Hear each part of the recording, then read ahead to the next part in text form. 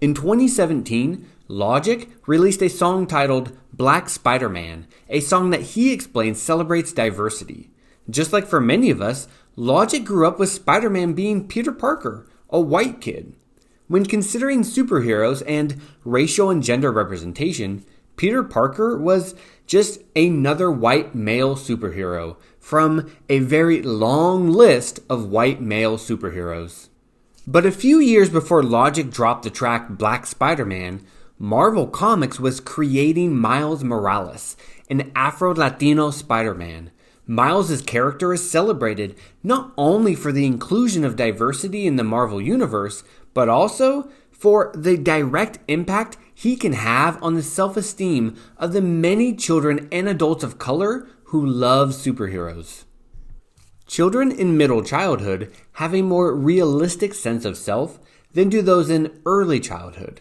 That exaggerated sense of self as biggest or smartest or tallest in early childhood gives way to an understanding of the specific strengths and weaknesses unique to each individual.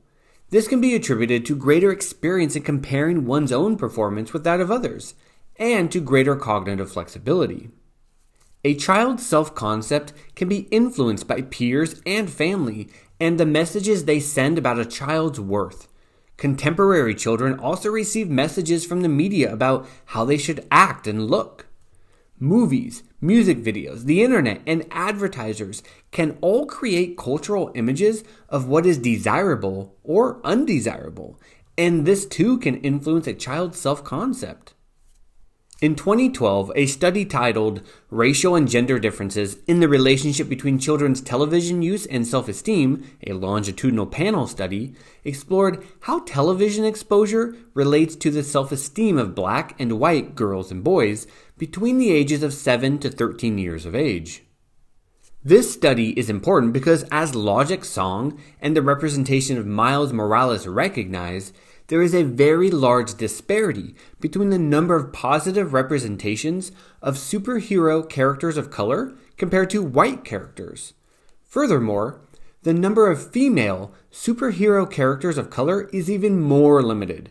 So, how does being a child surrounded by media with unequal racial and gender representation impact a child's developing self-esteem?